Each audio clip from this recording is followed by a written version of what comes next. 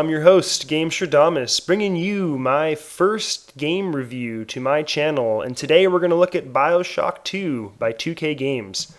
Now, Bioshock 2 takes place 10 years after the original Bioshock, and this time around you get to play as one of the Big Daddies. But not only any Big Daddy, you get to play as one of the original Big Daddies created, which happens to be bonded with the original little sister, which you're seeing here. Her name is Eleanor.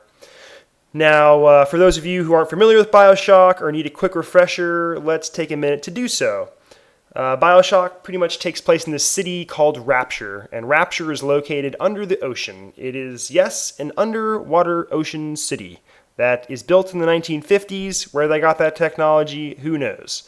But it was led by a man named Andrew Ryan, who was a scientist who found sea slugs that created this source called Adam. And Adam is a catalyst that can be used to splice human genes to give us powers like telekinesis, being able to shoot fireballs and the such.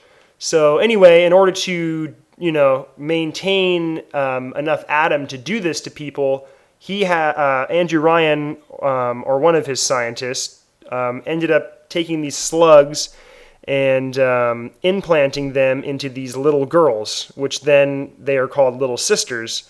And the little sisters with these slugs can then produce large enough amounts of Adam to kind of fuel this whole city. So in the first one, you're some guy who crash lands outside of Rapture. You have to venture in there to survive. And, there's this whole civil war has broken out between all of the civilians there who are now genetic crackheads, as you will, and are all fighting over this source called Adam. So, during the first one, you battle through and end up killing Andrew Ryan and escaping. So the second one, or Bioshock 2, takes place where you're this Big Daddy, and as you see here, this is one of the original main scientists. Her name is Sophia Lamb. She is the main evil enemy, as you will, that you are kind of battling with. And as you can see from the beginning of this game, it starts out pretty dark and disturbing, which the storyline is where Bioshock shines. They have some good writing, they have some interesting characters, and the atmosphere is very well done. Unfortunately, I feel that Bioshock 1 had more of a memorable effect, and the storyline was a lot more fleshed out. You explore more about Rapture itself and the whole environment.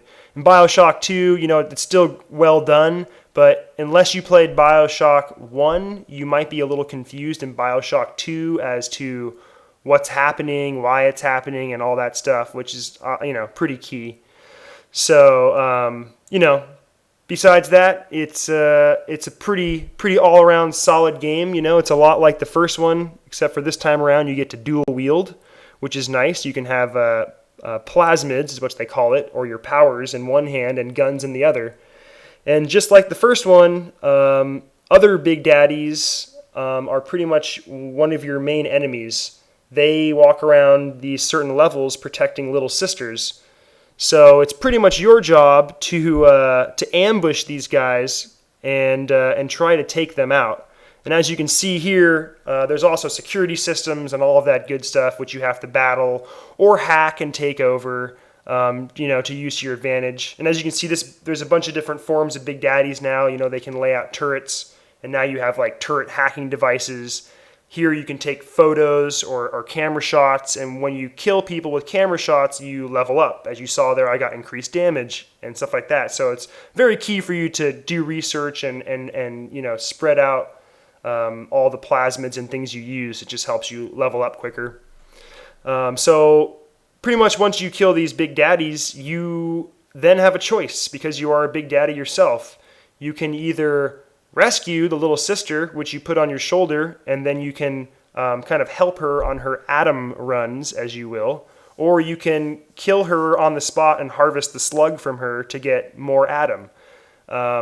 Obviously, you want to keep her for now because every little sister that you find, you can search for two other dead bodies, which she harvests Adam from, which gives you a huge Adam bonus. And with Adam, you can come to these machines here and buy upgrades, more health, more life, more, magic, different powers, all that good stuff.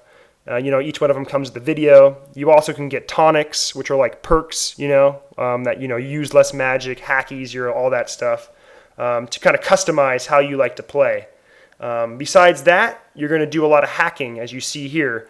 You hack a lot of machines, cameras, all that stuff. You want to get to the blue lines or the green lines. If you get the blue lines and finish it, you get bonus items. If you get into the white, you get damage. And if you get to the red, well, security gets alarmed and they come after you. Now, through most of these machines, you can buy all your ammo, your items, health packs, all that good stuff.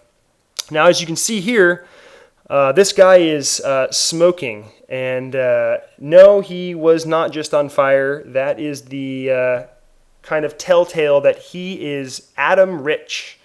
So at this point, which is pretty much the most hectic battles in the game, you pretty much set up traps and a perimeter defense to then place the little sister on your shoulder down, who takes a little time to take this large syringe and suck this guy dry of all the Adam he has.